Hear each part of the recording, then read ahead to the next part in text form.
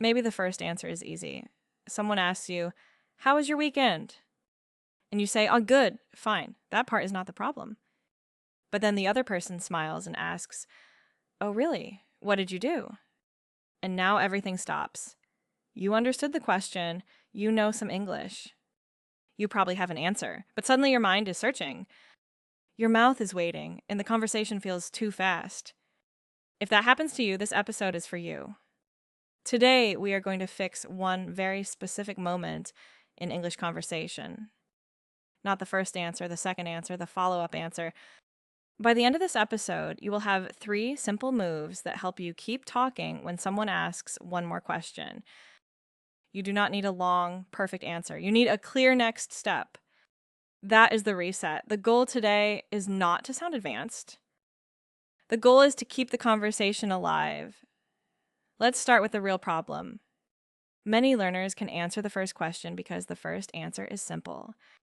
How are you? I'm fine. How was your weekend? Good. Did you like the movie? Yes.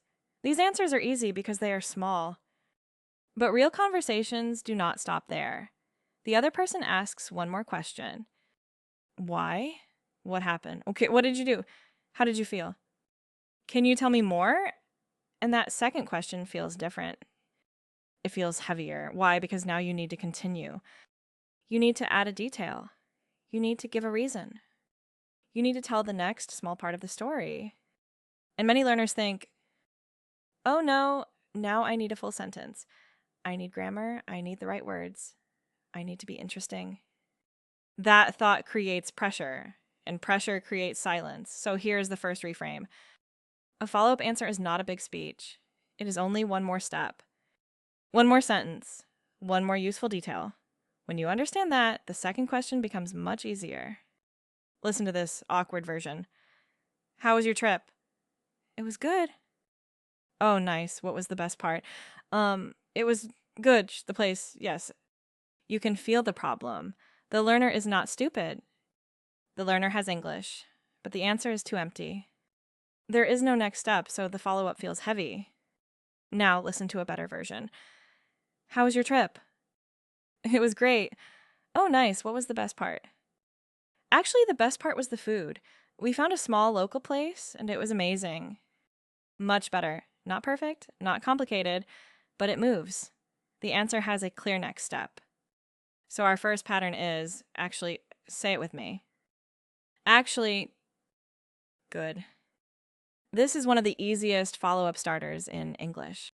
It gives your brain a small door. When someone asks one more question, you can start with, actually, then add one detail. For example, how was the meeting? It was good. Like, oh, really? Why? Actually, it was better than I expected. Another example, did you enjoy the party? Yes. What did you like about it? Actually, I liked the music. It was relaxed, not too loud. One more. How was your day? Busy. What happened? Actually, I had 3 meetings, so I was tired by the afternoon. Notice something important. These answers are not long. They are not advanced. But they give the other person something real. This is the first rule of follow-up answers. Add one real detail, not 5 details. One. So if someone asks, what did you do last weekend? You can say, like, actually, I stayed home and watched a movie. That is enough. If they ask, how was your English class? You can say, actually, it was useful. We practiced real conversation. That is enough. Follow-up answers become hard when you try to say everything. They become easier when you say one useful thing. So the reset is simple. Do not search for the perfect answer. Start with one clear detail. Now let's move to the second pattern. The second pattern is, the main reason is, say it with me. The main reason is, good. This pattern helps when someone asks, why? For many learners, why questions are stressful. Because why feels like school. It feels like you need to explain everything correctly. But in real conversation, a why answer can be simple. You only need one reason. Listen, why do you like your job? The main reason is the people. They are easy to work with. That sounds clear. It gives one reason and one small detail. Another example, why are you learning English? The main reason is work. I want to feel more confident in meetings. Another, why did you choose that city? The main reason is it feels calm. I like quiet places. You see the pattern. The main reason is then one noun or a short idea. Then one more sentence if you can. This is very useful because it gives your answer a shape. Without a shape, your brain tries to build the whole answer at once. With a shape, your brain only needs to fill one small space. The main reason is work, people, money, time, confidence, family, the place, the feeling. That is enough to begin. Let's compare. Weak answer. Why do you want to improve your English? Because English, good, I need better answer. The main reason is work. I want to speak more clearly with my team. Again, weak. Why did you stay home? Because I don't know. I was better. The main reason is I was tired. I needed a quiet evening. This is not difficult English, but it is organized English. And organized English feels more fluent. Here's the second rule of follow-up answers. When someone asks why, give one reason first. You can add more later. But first give one reason. Now let's practice a little. I will ask you a question. You answer in your head or out loud if you can. Question: why are you learning English? Start with, the main reason is, good.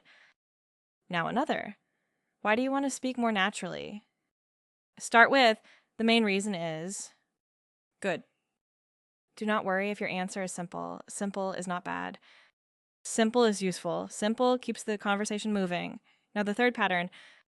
The third pattern is, so after that, say it with me. So after that, good.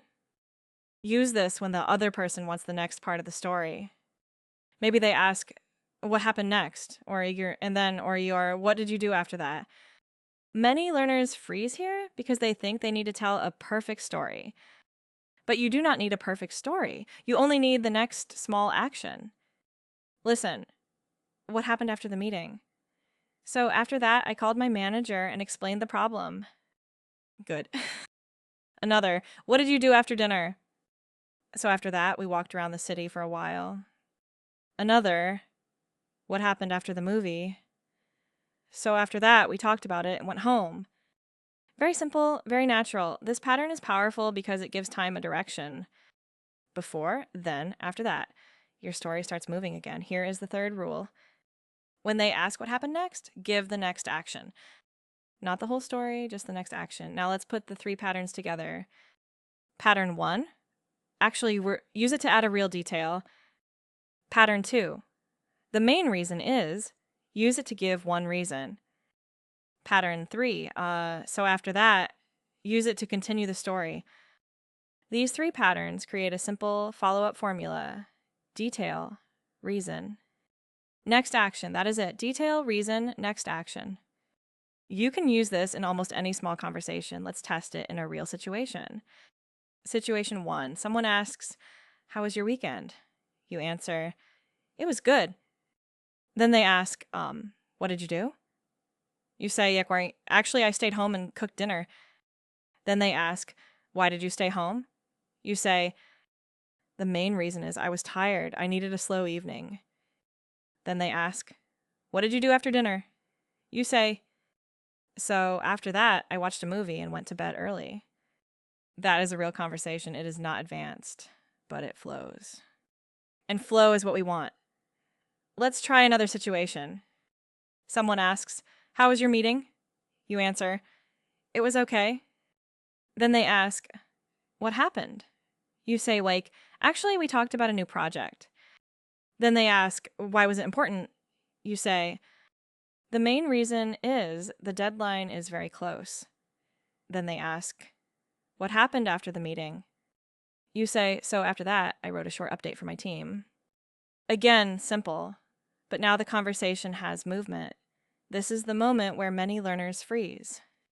They think, my answer is too simple, but simple answers are not the problem. Dead answers are the problem. Good, nice, I liked it.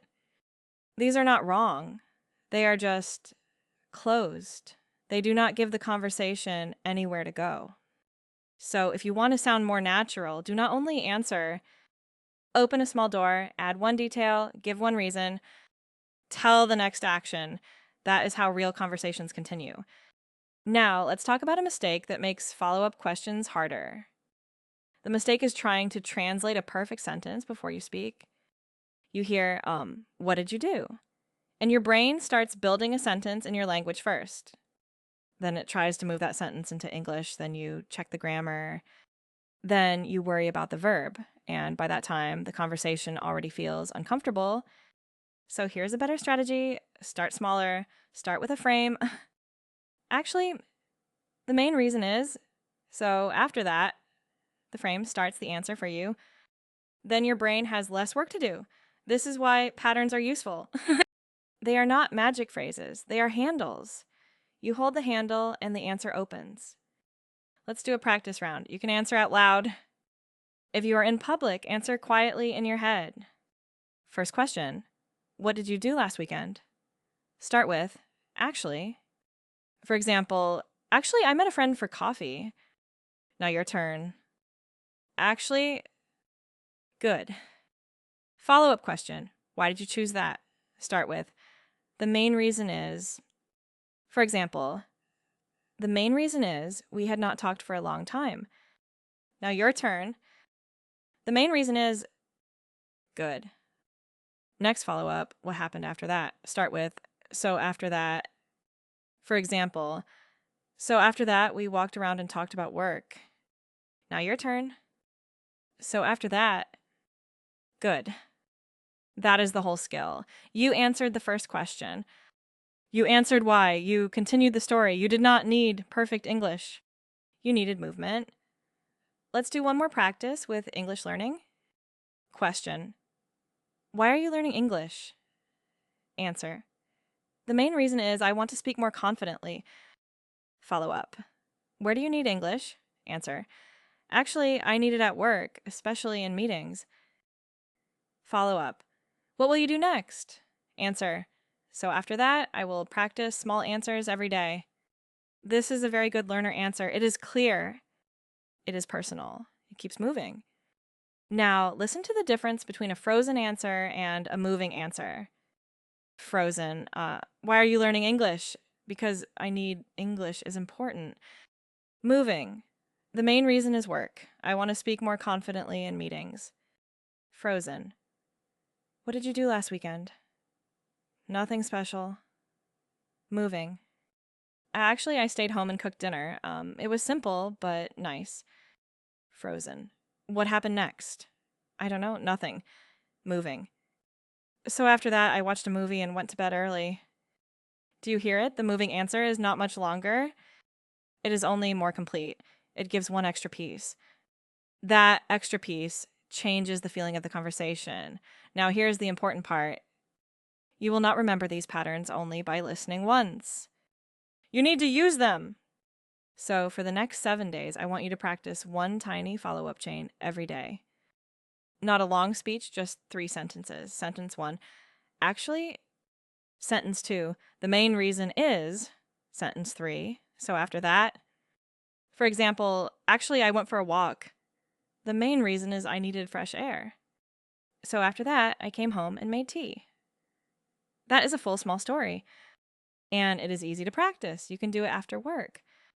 You can do it while walking. You can do it before sleep. One small chain a day. That is enough. Now let's review. When someone asks a follow-up question, do not panic. The follow-up is not a test. It is only an invitation. An invitation to add one more step. If they ask, what did you do? Use. Actually, if they ask, why? Use. The main reason is, if they ask, what happened next? Use. So after that, detail, reason, next action. This is your follow-up reset. Now your final practice. Answer this question, what did you do last weekend? Start with, actually. Now imagine I ask, why did you do that? Answer with, the main reason is. Now imagine I ask, what happened after that? Answer with, so after that. Good. That is exactly what you need in real conversation, not perfect English. Not a long answer, just a clear next step. If you want to practice in the comments, write 1 follow-up chain, 3 short sentences, one with the main reason is, one with, so after that, and remember this, your first answer starts the conversation. Your follow-up answer keeps it alive. You do not need to say everything. You only need to say the next useful thing. Use 1 pattern today. Just 1. And the next time someone asks 1 more question in English, you will have somewhere to begin. See you in the next one.